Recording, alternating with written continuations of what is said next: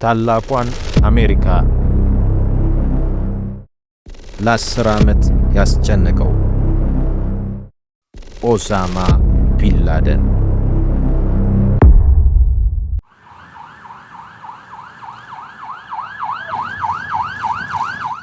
9/11 ተብሎ የሚጠራው ጥቃት ከደረሰ ወዲህ ፕሬዝዳንት ቡሽና የሚመሩት መንግስታቸው ቀዳሚ ትኩረት ኦሳማ ቢንላደንን አድኖ መያዝ ነበር። በጊዜው ቡሽ በልበ ሙሉነት የገባበት ገብተን አድነን ለፍርድ እናቀርበዋለን ሲሉ ተደመጡ።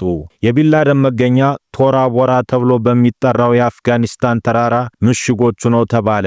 እዚህ ነው ከዛ ነው ተገመተ። የአልቃይዳውን መሪ ለማግኘት አሜሪካ ላይ ወጣች፣ ታች ወረደች። ጊዜዎች ነጎዱ። አሜሪካውንም ዳግም የ9/11 ሽብር ሊፈጸም ይችላል ከሚለው ስጋቷ ጋር ከመሆኗ ሌላ ያንን ዓለምን ጉድ ያሰኘውን ጥቃት አሜሪካ ምድር ላይ ያሳየውና ያቀነባበረውን የጥቃቱን ፈጻሚ አልቃይዳን የሚመራው በምድር ቁጥር 1 ተፈላጊውን ሰው ኦሳማ ቢንላደንን ሊያዝ ቀርቶ የት እንዳለ እንኳን ለማወቅ አልቻለችም።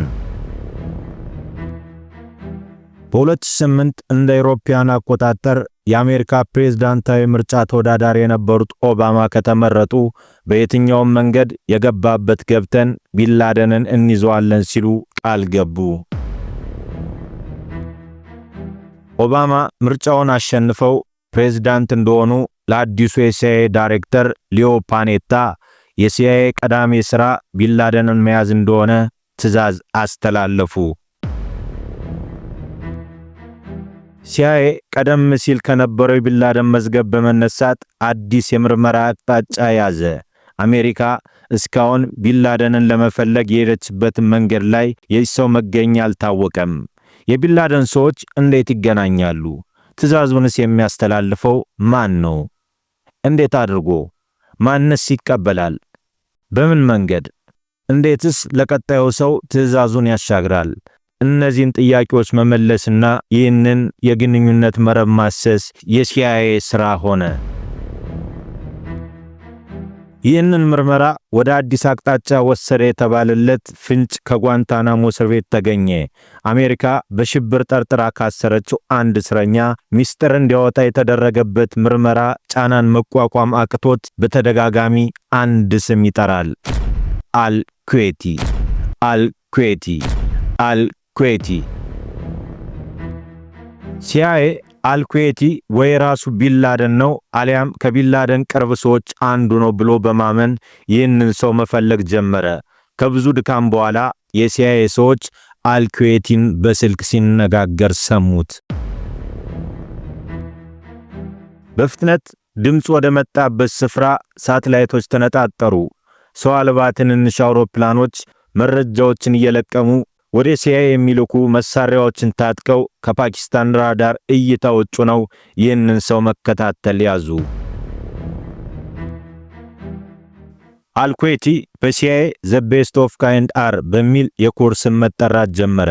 በቢሮው የሚገኙ ሰዎች ከስፍራው የሚላከውን መረጃ እየተከታተሉ ነው። አሁን ኩዌቲ እይታቸው ውስጥ ገብቷል። በተሽከርካሪው ውስጥ ገብቶ መንገዱን ይዞ ወደ አፍጋኒስታን ተራራዎች እንደሚሄድ ገምተዋል። የጉዞውን አቅጣጫ ሲያስተውሉት ተገረሙ። ከነሱ ግምት ውጭ ወደ ፓኪስታን ወታደራዊ ማሰልጠኛ ወደሚገኘው አቦታባድ ነዳው። አይናቸውን ማመን አልቻሉም። አል-ኩዌቲ ባለ 3 ፎቅ ወደሚገኝበት አንድ ሰፊ ግቢ አስከፍቶ ገባ። ግቢው ለየት ያለ ነው። በግንብ ታጥሯል። አናቱ በሸዋማ ሽቦዎች ተጠቅልሏል። ኩዌቲ የቢንላደን መልእክተኛ ሊሆን ይችላል? ይህስ ግቢ የኦሳማ ቢንላደን መደበቂያ ይሆን? በዋሽንግተን እነዚህ ጥያቄዎች እየተጠየቁ ነው።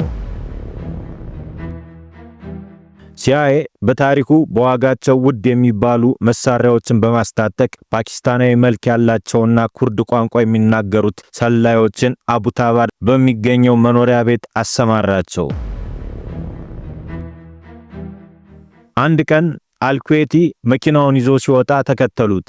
በሄደበት መንገድ ሁሉ እሱ ሳያውቅ እየተፈራረቁ ተከታተሉት። በርካታ ኪሎ ሜትሮችን አቆራርጦ አንድ ስልክ ደወለ።